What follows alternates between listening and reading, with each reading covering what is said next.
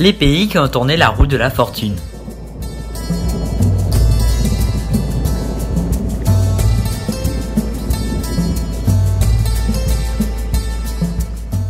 Brunei, aussi connu sous le nom de Brunei Darussalam, est un micro-État rempli de richesses culturelles comme matérielles.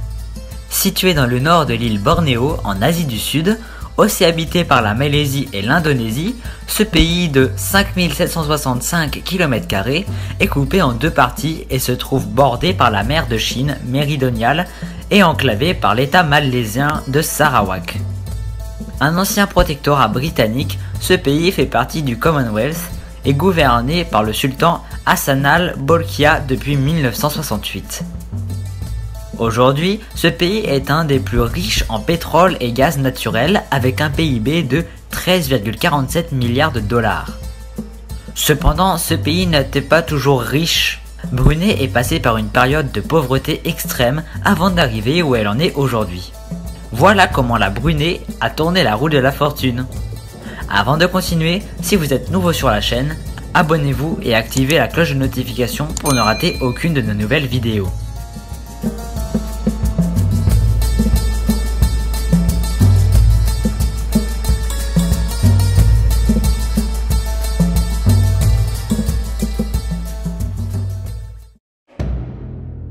Tout a commencé en 1906. Ce pays, auparavant un port important dans le monde antique, était sous l'emprise du Royaume-Uni en tant que protectorat britannique. Devenu faible à cause des influences externes dans la région, le sultan Hashim Jalilul Alam n'a trouvé d'autre solution pour préserver son pays autre que de le mettre sous la protection britannique en signant le traité complémentaire de 1905-1906. Pendant ce temps, la Brunei était remplie de pauvreté. Leur infrastructure était énormément faible, comme montrait le fait que le palais royal était en bois, et il n'y avait pratiquement aucun soin de santé facilement accessible ou d'éducation. Ce pays survivait grâce au commerce de caoutchouc et de sagou qui prenait place sur ses terres. Tout a changé en 1928 quand une énorme réserve de pétrole a été découverte sur le territoire de la Brunei, offrant à ce pays une source importante de revenus. Ce n'est qu'en 1929 cependant que le pétrole a commencé à être exploité avec le premier puits de pétrole mis à Siria par la British Malayan Petroleum Company, propriété du Royal Dutch Shell. Malgré le fait que 48 autres puits d'exploration ont été creusés entre 1914 et 1960, le puits de Siria était le seul qui fournissait du pétrole. Ce même puits a entrepris plusieurs changements et évolutions en 1940 pour commencer à produire plus de 17 000 barils par jour. La vente de ces barils a pu enrichir la Brunei malgré tous les problèmes internationaux dont souffrait le reste du monde tels que la Deuxième Guerre mondiale et la guerre de dépression d'Amérique. Grâce à l'argent obtenu par ces ventes, le 28e sultan Omar Ali Seyfuddin III a pu entreprendre plusieurs projets de développement national. Aussi connu comme l'architecte de la Brunei moderne, il a pu petit à petit reprendre le pouvoir auparavant donné à la Grande-Bretagne et a pu devenir responsable des finances et des administrations du pays. Avec ce pouvoir, il mit en place le premier plan de développement national qui a offert des fonds pour développer la production du pétrole ainsi que l'éducation.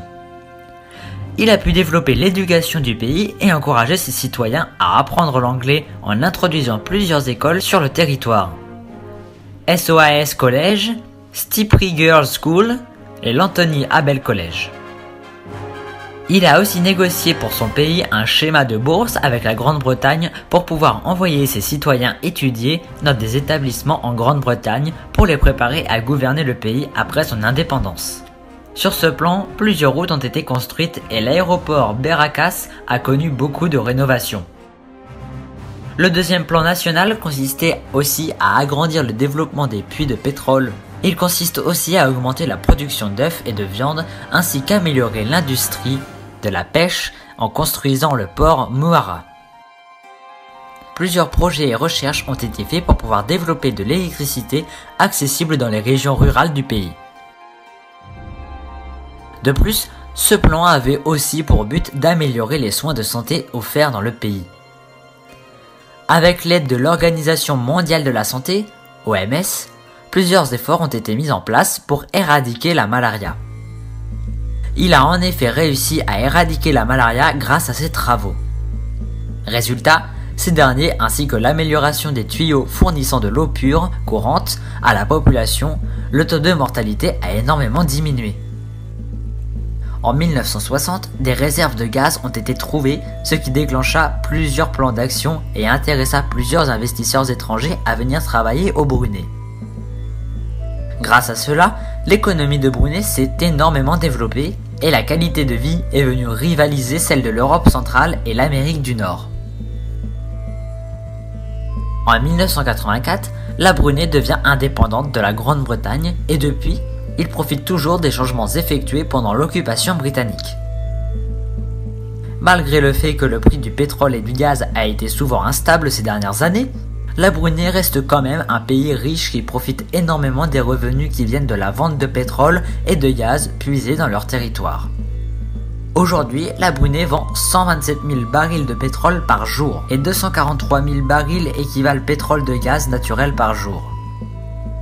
Les citoyens de Brunei bénéficient de plusieurs privilèges avec 92,7% d'entre eux étant lettrés, un taux de chômage de 4%. De plus, le PIB de Brunei est classé comme un des PIB les plus élevés du monde, étant de 13,47 milliards de dollars. En 2020, elle a été classée le 5e le plus riche pays du monde dans le magazine de la finance mondiale. La prochaine étape dans le développement de ce pays est de diversifier leurs sources de revenus. En effet, 95% de leurs exportations sont constituées de gaz et de pétrole. Or, le gaz et le pétrole vont éventuellement s'épuiser et donc, pour garder le pays riche, ses dirigeants ont préparé plusieurs plans pour diminuer la dépendance de l'économie sur la vente de gaz et de pétrole. Les dirigeants travaillent pour améliorer le secteur du service parmi d'autres. De plus, ils encouragent les investissements étrangers et cherchent à mettre leur pays sur la carte à travers la construction de plusieurs œuvres architecturales telles que le pont de Temburong.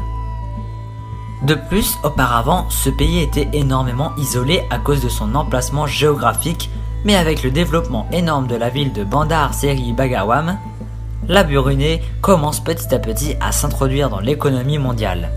Malgré le fait que son passé n'a pas été très prospère, le présent et le futur de Brunei sont prometteurs. J'espère que cette vidéo vous aura plu.